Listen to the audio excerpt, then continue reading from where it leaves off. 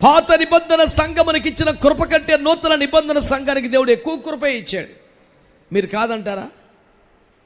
ప్రియులారా, పాత నిబంధన సంఘములో దేవుడు తన ప్రజలను సముద్రము మధ్య 6 నెలలు నడిపించాడు.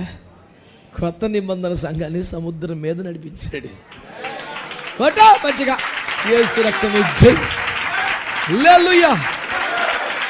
పాత నిబంధన సంఘములో ఆయా సమయములలో ఆయా వ్యక్తుల మీదకి పరిశుద్ధాత్మ రాగా వాళ్ళు ప్రవచించడమో వాడబడటమో చేసేవాళ్ళు. ఆ తర్వాత మళ్ళీ ఆయన వెళ్ళిపోతుండేవాడు. క్రొత్త నిబంధన సంఘము సదాకాలము మనతో ఉండిపోవటం దిగి వచ్చేసాడు.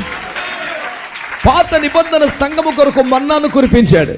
క్రొత్త నిబంధన సంఘం కొరకు తానే జీవాహారంగా దిగి వచ్చాడు. పాత నిబంధన సంఘం కొరకు పస్కా పశువుగా ఒక గొర్రె పిల్ల వధించబడింది. క్రొత్త నిబంధన సంఘం కొరకు తాను వధించబడ్డాడు. స్తోత్రం చెప్పొచ్చు కదా. హల్లెలూయా. పాత నిబంధన సంఘములో ప్రత్యక్ష గుడారం మీదకి మహిమ వస్తే పాలెములో ప్రజలు చూసి ఆహా దేవుడు దిగి వచ్చాడని ఆనందపడేవారు.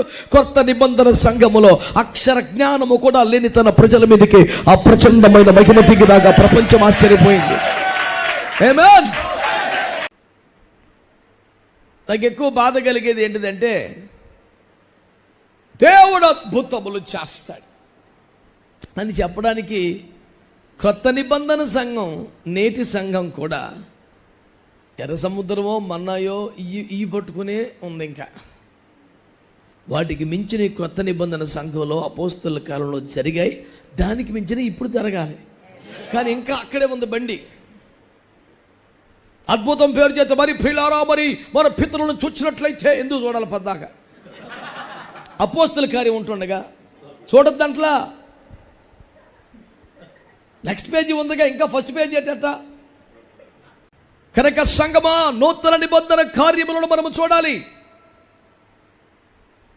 కొత్త నిబంధన సంఘం ఏం చేసింది తెలుసా? హలో, ఒక్కో ప్రసంగానికి 3000 బాప్తిస్మాలు 5000 బాప్తిస్మాలు ఇచ్చింది.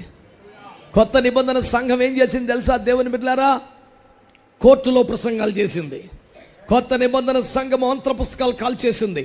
కొత్త నిబంధన సంఘం మంత్రులకు బాప్తిస్మాలు ఇచ్చేసింది. మనం ఏంటంటే మంత్రి గారు వస్తే వాక్యం ఆఫ్ చేసి, ఆరాధన అన్ని ఆఫ్ చేసి